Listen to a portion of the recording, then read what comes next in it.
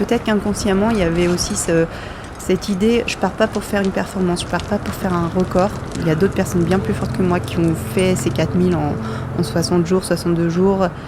Moi, j'étais pas du tout là-dedans. Je me suis dit, je veux vivre la montagne pleinement, je veux la vivre à mon rythme, je veux la découvrir et je veux la partager.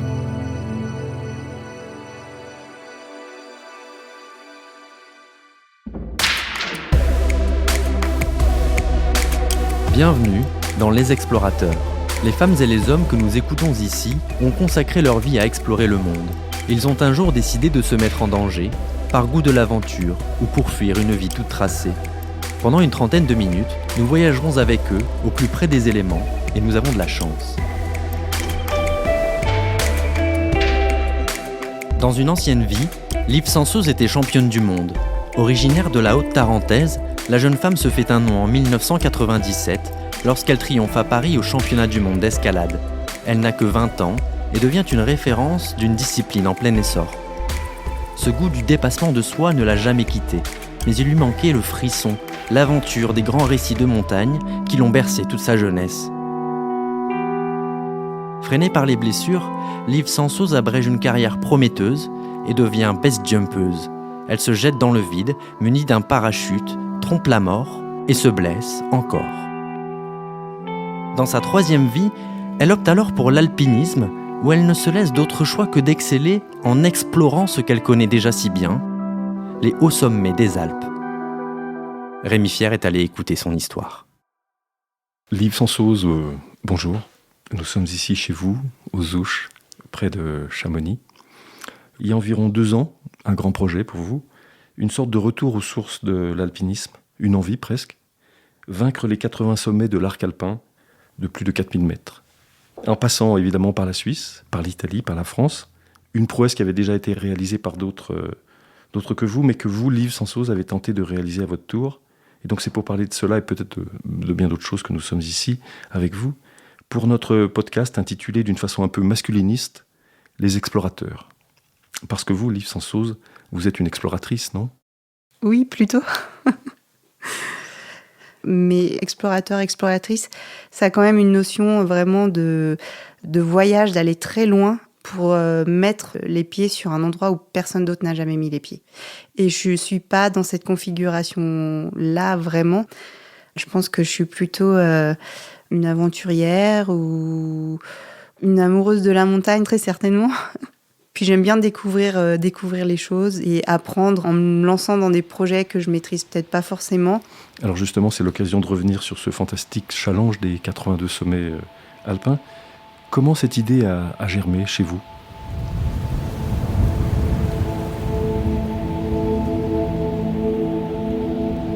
Je me trouvais en Suisse sur un sommet qui s'appelle le Schreckhorn, qui est la montagne de la terreur. Ça se trouve en Oberland, très proche de l'Ailleur. C'est un 4000.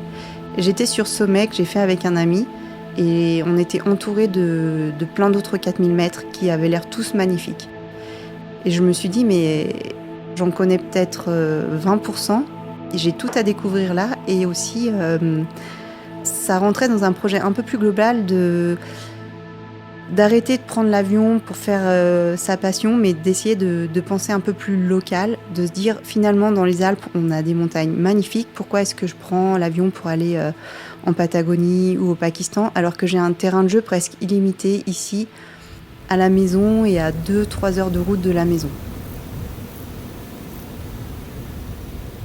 Parce qu'au final, quand on habite Chamonix, on fait beaucoup de montagnes à Chamonix, c'est un massif qui est exceptionnel. On en fait un peu dans les écrins, on va un tout petit peu en Suisse, mais je connaissais assez peu toutes ces montagnes suisses, ces montagnes italiennes, et les vallées, les refuges. Et j'avais envie de découvrir aussi tout ça. Et puis j'avais envie de vivre ce projet de façon un peu particulière, en y associant à la fois le ski, le parapente et puis l'alpinisme classique. Et surtout, en fait, je voulais que ce soit une belle aventure humaine en conviant des très bons amis à moi alpinistes à venir me rejoindre sur 1, 2 ou 3 ascensions selon leur disponibilité. Donc c'est un projet que j'ai partagé avec 22 compagnes et compagnons de cordée.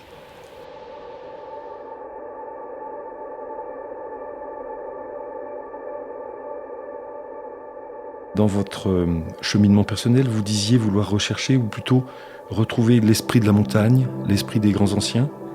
Qu'est-ce que ça veut dire en fait retrouver l'esprit de la montagne? Ça veut dire que cet esprit-là, il avait disparu, il s'était perdu? Non, j'aurais pas la prétention de dire ça. En fait, c'est comme les premiers alpinistes, avant qu'il y ait les téléphériques, avant qu'il y ait les remontées mécaniques ou les trains. Ils partaient du bas de la vallée pour faire une grosse montagne qu'ils avaient sous les yeux. Que ce soit le Cervin, que ce soit le Mont Blanc. Et j'avais envie de vivre cette aventure des 4000 en ne prenant aucune remontée mécanique et en partant comme avant du bas de la vallée. Et ça m'a fait découvrir un autre visage de la montagne, parce que j'étais décalée par rapport aux autres personnes, j'étais pas sur les mêmes horaires. Ça a fait qu'on a vécu une montagne assez solitaire, je sais pas comment le dire, mais plein de fois on s'est retrouvés en haut d'un 4000 mètres et il y avait personne. Par exemple, le Cervin, qui est une montagne extrêmement prisée, on était tout seul au sommet. Et ça, c'est quand même des moments magiques et des moments exceptionnel. J'ai apprécié de redécouvrir une montagne un peu plus sauvage du fait de partir sans prendre les remontées mécaniques.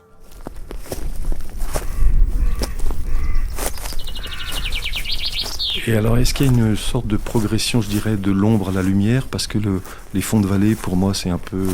Il fait parfois un petit peu gris. Et donc de quitter ces fonds de vallée ou ces vallées pour monter vers le ciel, vers le soleil, est-ce que c'est un cheminement qu'on peut envisager, en tout cas? En fait, c'était l'occasion de penser à plein de choses, de savourer ce qu'on avait déjà fait, d'anticiper ce qu'on allait faire. Et je pense que tous ces 4000 ont conduit à une petite transformation. Après un grand voyage comme ça qui dure plus d'1 an, on est forcément un peu transformé à la fin. Et ces grandes approches longues, c'était vraiment des moments méditatifs et des moments aussi de partage, parce qu'on pouvait beaucoup discuter de sujets qu'on n'aborde peut-être pas dans la vie de tous les jours.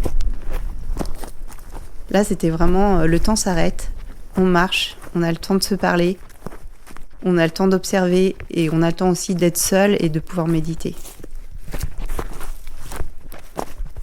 Est-ce que c'est aussi une manière de lutter contre un monde qui va de plus en plus vite, même dans votre métier à vous, où on grimpe maintenant très très vite? Est-ce qu'il y avait aussi cette espèce de contrebalancement? Peut-être qu'inconsciemment, il y avait aussi cette idée, je pars pas pour faire une performance, je pars pas pour faire un record. Il y a d'autres personnes bien plus fortes que moi qui ont fait ces 4000 en 60 jours, 62 jours. Je pense à Uli Steck, il l'a fait l'année où je me suis dit, je vais faire ces 4000. Uli est parti dans son propre projet de faire les 4000 mètres, qu'il a fait en 62 jours sans prendre aucune remontée mécanique, ni aucun moyen motorisé de se déplacer, c'est-à-dire pas de voiture. Il a tout fait en vélo ou en courant, ce qui est exceptionnel. Moi, j'étais pas du tout là-dedans. Je me suis dit, je veux vivre la montagne pleinement, je veux la vivre à mon rythme, je veux la découvrir et je veux la partager.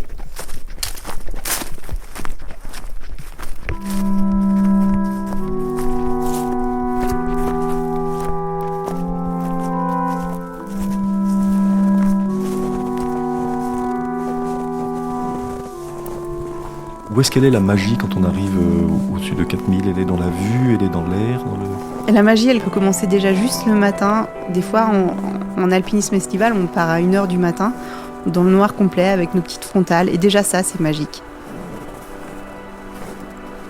On est là sur la neige ou sur le rocher, et il y a 2 petits points lumineux qui se déplacent au sein d'une grosse montagne.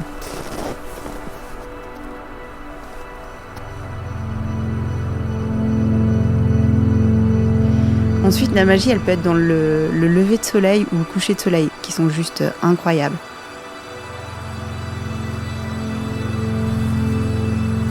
Et puis, effectivement, quand on est tout en haut, quand on est au-dessus de 4000 mètres, qu'on est au-dessus de tous les autres sommets autour de nous, la vue, elle est assez folle, elle est forte, Voilà, on se dit, tous ces sommets-là que je commence à bien connaître, et ça nous remplit, c'est quelque chose de très fort. Monter et descendre à 82 reprises, est-ce que ça développe une forme d'addiction? Je ne vais pas dire de drogue, mais est-ce qu'on se lève le matin en se disant, tiens, il faut que j'y aille, j'en ai un autre à faire? Est-ce qu'il y a un côté... Je pense pas qu'il y avait ce côté addictif. Par contre, quand ça s'arrête, c'est vrai que là, on se dit, j'avais l'habitude de marcher tous les jours, de faire des grosses journées de 7 heures, et là... il n'y en a plus, quoi. Donc il y a un petit peu cette phase où faut vite se retrouver en autre projet ou se projeter dans quelque chose d'autre parce que d'un coup on se dit ah mais je fais quoi demain ? Vous parliez tout à l'heure d'une forme d'aventure intérieure. C'est à la fois se retrouver face à soi-même quand on grimpe, mais c'est aussi se retrouver face à la montagne, face à sa dureté, face à ses rochers, face à la neige, face à la glace. Est-ce que c'est vraiment en parallèle ?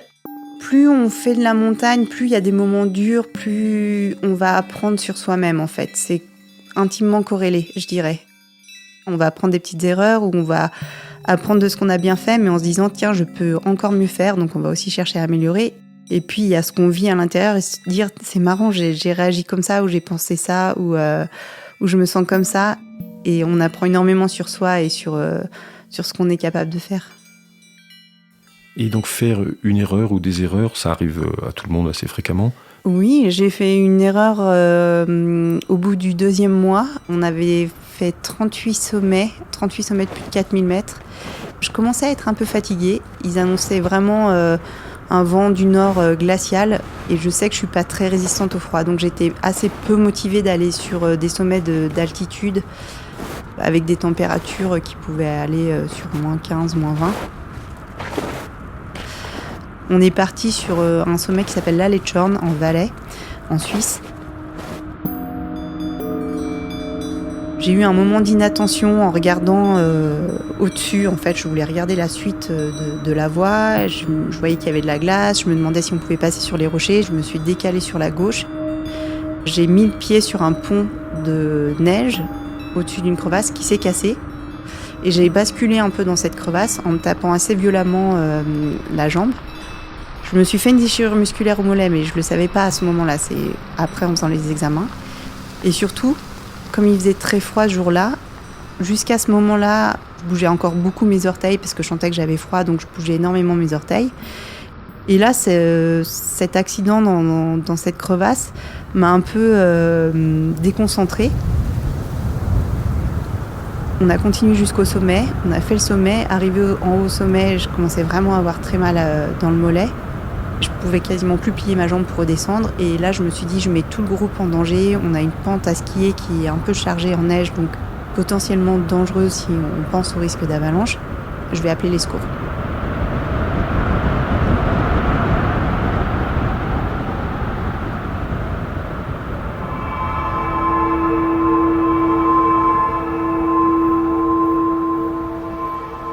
Et il y a eu beaucoup d'attentes avant que les secours arrivent parce que j'étais pas en danger de mort à ce moment-là. Et pendant ce temps-là, j'ai oublié encore de bouger mes orteils. Quand je suis arrivée à l'hôpital à Visp en Suisse, j'avais 2 grosses gelures aux 2 gros orteils. J'ai dû faire un traitement hyperbare sous oxygène à Genève pour récupérer. Et puis pendant plusieurs semaines, je pouvais pas retourner ni au froid ni en montagne et je pouvais de toute façon pas mettre de chaussures parce que j'avais trop mal aux pieds.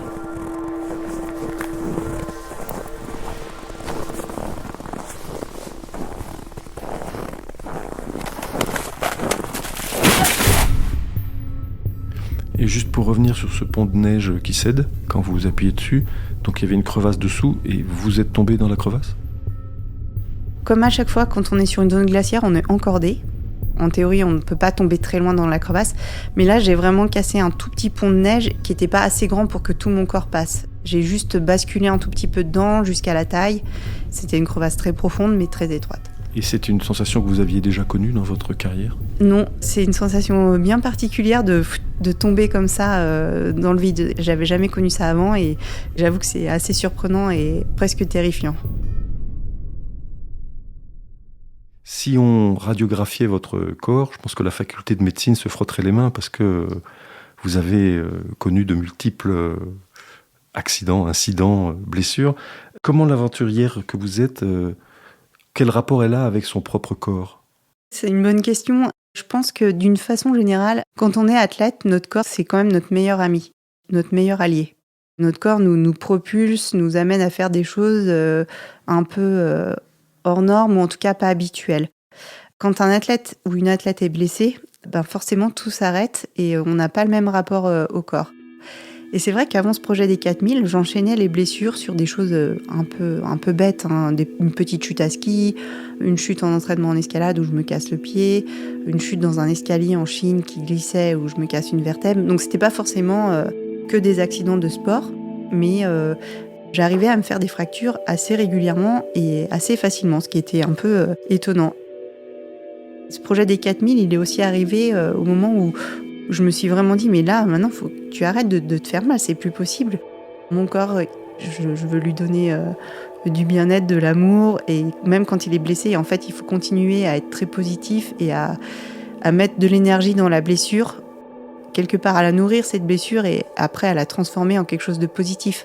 Quand on est arrêté 3, 4 mois, 6 mois, c'est jamais des moments très agréables, mais il faut être capable de le transformer et de se dire, mon corps, je vais le réparer, il va fonctionner aussi bien qu'avant, il faut juste retrouver la confiance dans l'activité, parce qu'on perd forcément beaucoup dans la gestuelle, dans sa confiance. Par exemple, en escalade, quand on n'a pas grimpé pendant longtemps, on n'a plus confiance vraiment dans ses bras, dans ses avant-bras, dans les prises qu'on peut tenir, alors que quand on grimpe tout le temps, on peut tenir une toute petite prise dans du dévers, ça nous pose aucun problème.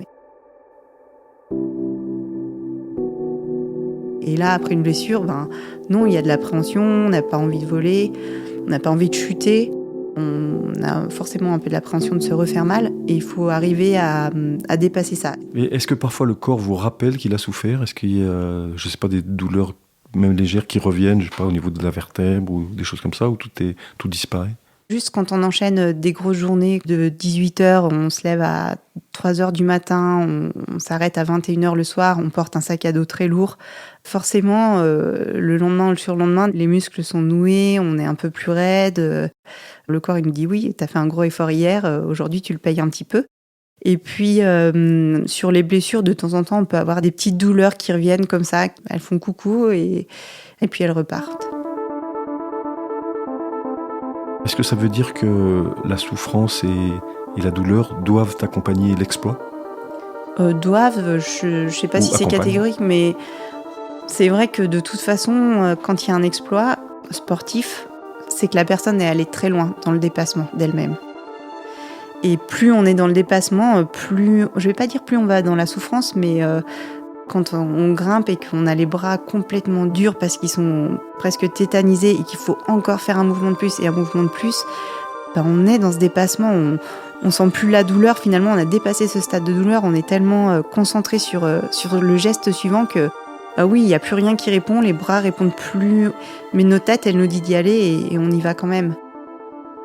Et finalement, la souffrance, est-ce qu'on la sent vraiment ? Je crois qu'on est tellement concentré sur l'action que la souffrance, elle y est plus vraiment.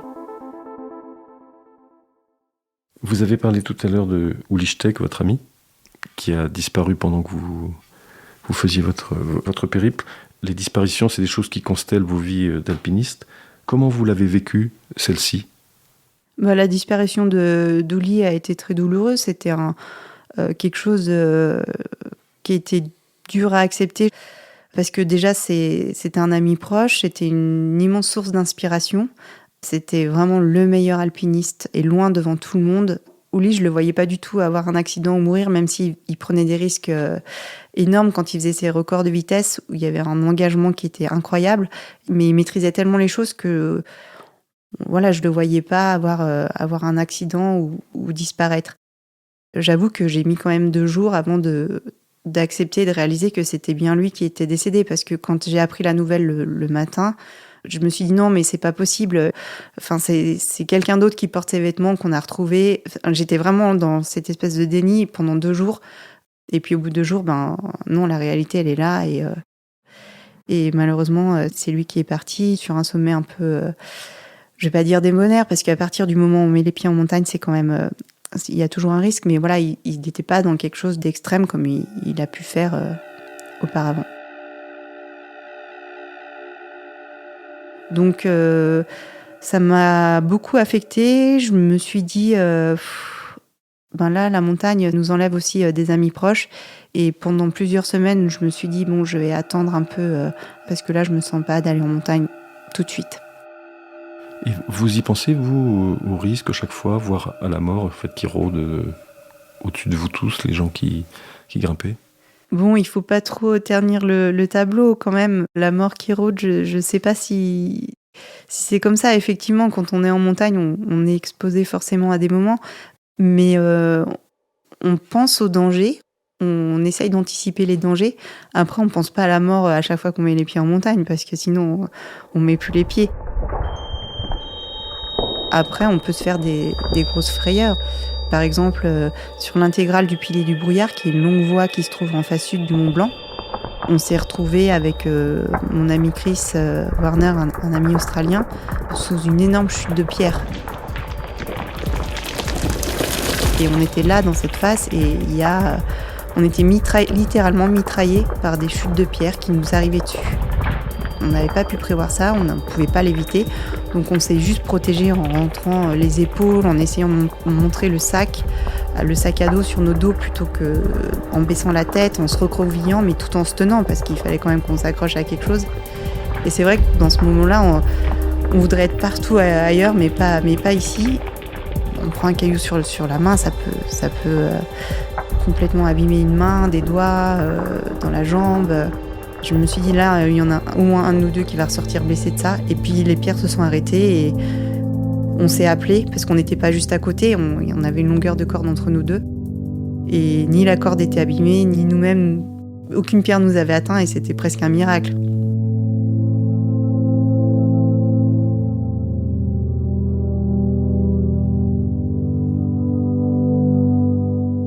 Et alors on arrive au bout de l'histoire. Comment ça s'est terminé le moment où vous êtes arrivé au 82e sommet ? Est-ce que c'est un peu différent ? Est-ce qu'il y avait du champagne ? Alors effectivement, c'était quand même un peu différent, ces 2 derniers sommets qui me restaient à faire. 2 sommets qui s'appelaient la Blanche de Peutray et le Grand Pilier d'Angles, qui se trouvent sur une arête qui s'appelle l'arête de Peutray. Et je voulais absolument faire l'intégrale de cette arête pour finir sur une belle grande course d'alpinisme. Et ça a été compliqué parce que j'y suis allée 3 fois. Les 2 premières fois, ça n'a pas marché pour différentes raisons. Et ensuite, on a eu un été caniculaire avec beaucoup d'orages. Et dans ma tête, je me suis dit, bon, ça va pas faire cette année. J'irai l'année prochaine en juin quand il y a encore de la neige, que tout tient un peu. Et puis, on arrive à fin août. Et là, je vois qu'il y a un très beau créneau météo qui est là, avec un vent stable, une météo parfaite, anticyclonique. Et j'ai un ami qui m'appelle et qui me dit « Liv, t'as vu le créneau, est-ce qu'on n'irait pas à l'intégrale de Peutray ?» Et à ce moment-là, je suis en Suisse, je suis en train de grimper avec un ami sur le pilier des Genevois à côté de la face nord de l'Eiger. Et je lui dis « Écoute, j'ai essayé plein de fois cet été cette course, je m'étais dit que j'irais l'année prochaine, j'irai l'année prochaine. » Et l'ami qui est là avec moi, il entend ça et le soir on en discute et il me dit « Mais t'es sûr tu veux pas y aller là, l'intégrale ? Si tu veux on y va et on y va avec les parapentes. » Et là je me dis « Mais t'es vraiment motivé pour faire ça ?» Et il me dit « Oui. » Et je lui dis « Mais écoute, ça va pas, tu commences juste le parapente, le déco du sommet du Mont Blanc il est pas compliqué en soi, mais le poser il faut le connaître. » Et il me dit « Non, je suis super motivé, on y va. » On prend la voiture, on part, on revient à Chamonix, on fait un vol ensemble pour qu'il voit le poser et on part en Italie.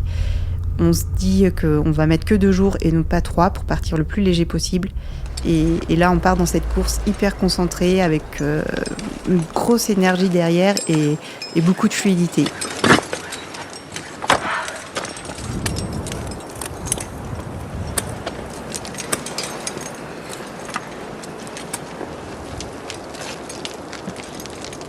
C'est une course qui est vraiment longue.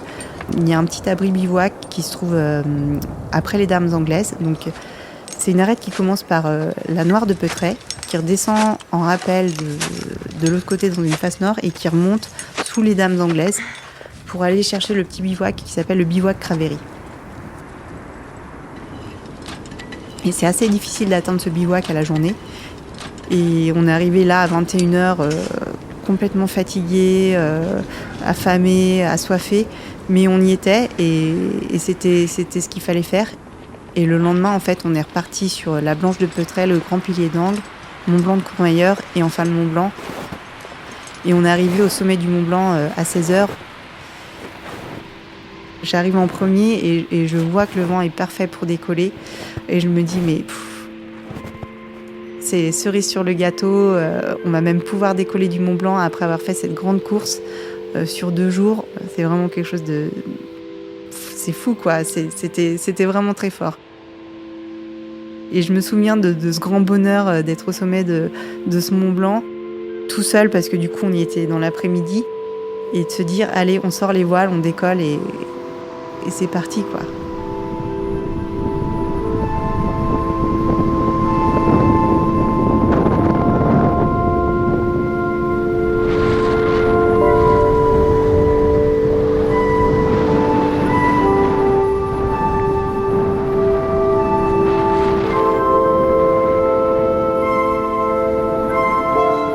Pendant que vous voliez avec votre parapente, vous vous êtes dit ça y est, c'est fini? Je suis quelqu'un qui, tant qu'on n'est pas arrivé en bas au sol, je vais pas me déconcentrer, je vais pas me dire ça y est, c'est fini. Donc en fait, non, j'ai vraiment savouré ce vol très long et très gazeux du sommet du Mont Blanc. J'ai fait des petits allers-retours, je regardais tous les glaciers, tout le refuge des mulets, je regardais tout ça parce que c'est quand même un spectacle extraordinaire. Mais pour moi, c'était pas fini. Pour moi, la fin, c'était quand je posais les 2 pieds au sol, tranquillement sous la voile, et que la voile s'affaissait. Ça, c'était vraiment la fin.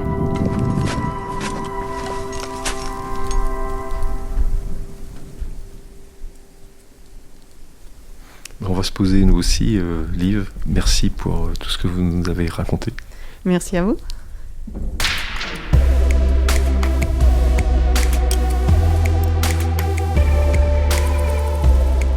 Dans le prochain épisode, nous prendrons l'air du large avec un explorateur de l'avenir.